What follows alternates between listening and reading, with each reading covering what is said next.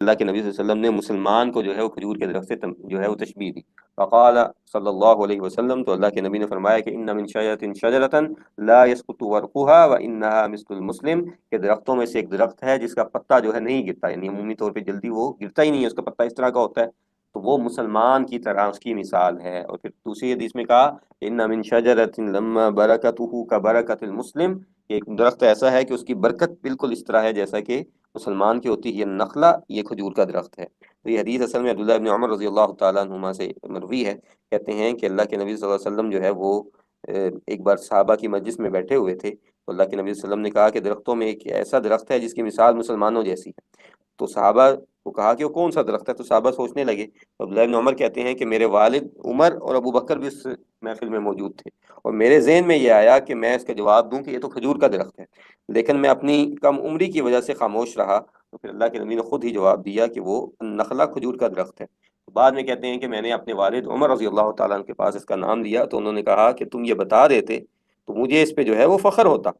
ٹھیک ہے.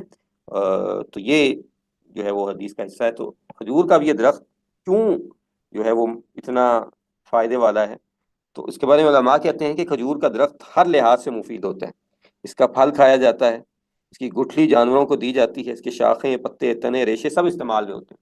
تو اس کے تنوں سے جو ہے پرانے زمانے میں جو ہے وہ پلر بنتے تھے، اور اس کی جو شاخیں وغیرہ ہیں اس سے جو ہے وہ صفیں بنایا کرتے تھے. ٹھیک ہے، اس کی چھال سے. تو اس لحاظ سے یہ ہر طرح سے مفید ہے. اور اس کی کھجور کھائی جاتی، گٹھلیاں جانوروں کو دی جاتی ہیں، بات ہم کر چکے. تو یہی مومن کا حساب ہے، اس کی گفتگو، اس کے اعمال، اس کی مجلس، اس کا اخلاق، اس کی تنہائی، اس کی جو ہے وہ کاروبار، اس کا ہر چیز جو ہے وہ فائدہ مند ہوتی ہے، اپنے لیے بھی اور باقی لوگوں کے لیے بھی. اور اس لیے ابن حجر رحمہ اللہ نے فرمایا کہ فالمؤمن کلہ خیر برکتہ کنخلہ کلھا منافع، کہ مومن جو ہے یہ تو ہر طرح سے خیر والا ہے. ٹھیک ہے. اور جیسے کہ خیر اور برکت والا ہے، جیسے کہ کھجور کا درخت جو ہے وہ نفع والا ہے. تو کھجور کا درخت پھر اسی طرح ہمیشہ سرسبز رہتا ہے، گرمی ہو، خشکی ہو، ریت ہو، قحط ہو، ہر ماحول میں قائم رہتا ہے. اور پھر اسی طرح اس کے درخت کو پانی کی اس طرح ضرورت نہیں ہوتی جیسے عام درختوں کو ہوتی ہے، تو یہ کم پانی والی جگہ پہ بھی جو ہے بڑی آسانی سے رک جاتا ہے. ٹھیک ہے جی. اسی طرح یہ اس کے اندر صبر اور استقامت اسی طرح ہے جیسا کہ بندہ مومن میں ہونی چاہیے، کہ تھوڑے پانی کے ساتھ گزارا کر لائے، اکیلا تنہا ہے تو اپنی جگہ پہ قائم و دائم ہے، جلدی خراب نہیں ہوتا. ٹھیک ہے.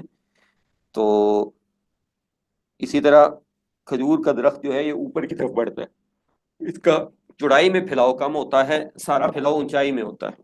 تو جو اللہ تعالیٰ نے جو ہے وہ مثال دی قرآن مجید میں سورہ جو ہے وہ غالباً ابراہیم میں، کہ کلمۃ طیبۃ کشجرۃ طیبۃ اصلها ثابت وفرعها فی السماء.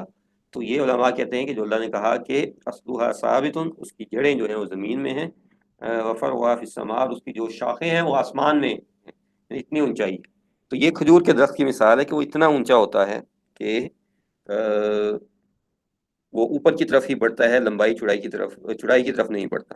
تو بندہ مومن بھی ارد گرد جو ہے وہ توجہ نہیں دیتا، ہمیشہ اس کی توجہ جو ہے وہ بلندی کی طرف، رفعت کی طرف، آخرت کی بلندی کی طرف رہتی ہے. وہ نیک اعمال جو ہے وہ کثرت سے کرنے کی کوشش کرتا ہے جو اس کے اللہ کی طرف، آخرت کی طرف جو ہے وہ اس کو فائدہ دے سکیں. ٹھیک ہے. پھر اس کے بعد کھجور کا پھل اوپر سے پکتا ہے لیکن اعلیٰ ہوتا ہے، اس کا مومن تربیت کے بعد نکھرتا ہے، مگر جب وہ مکمل ہوتا ہے تو اعلیٰ صفات کا درجہ رکھتا ہے.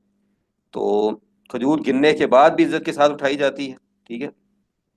کیونکہ اس کے ارد زمین گرم ہوتی ہے، کیچڑ وغیرہ نہیں ہوتا، وہاں سے کھجور اٹھانا جو ہے وہ یعنی کہ کھجور جو ہے وہ پھر اس کی وجہ سے زمین سے اٹھا کے اس کو جلدی سے صاف کیا جا سکتا ہے. باقی پھلوں کی طرح نہیں ہوتی کہ ٹوٹ جائے، پھٹ جائے، یا پھر جو باری بہت زیادہ ہو اور یا اس کو کترا ہوا ہو تو اس کو سیدھا کر کے جو ہے وہ آسانی سے کھایا جا سکتا ہے. تو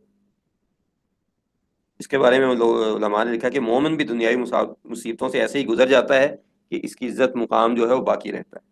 اس کے بعد اللہ کے نبی صلی اللہ علیہ وسلم کی نے کھجور کو مومن کے لیے کیوں منتخب فرمایا؟ کیونکہ کھجور میں جو ہے وہ ہمیشگی ہے، کھجور کا ہر جز نفع بخش ہے، فطری اس میں ماحول ہوتا ہے، سادگی ہوتی ہے، بناؤ چاہیے سے اور پاکیہ سے جو ہے وہ کھجور جو ہے وہ اس میں ہمیشگی ہوتی ہے، اس کا ہر جز نفع بخش ہے، فطری اور سادہ ہے، اور بناؤ سنگار سے پاک جو ہے یہ درخت تنہا ہوتا ہے مگر خود کفیل ہوتا ہے۔ جیسے مومن بھی اگر اللہ تعالیٰ پہ توکل کرتا ہے، کسی اور کا سہارا لینا پسند نہیں کرتا ہے۔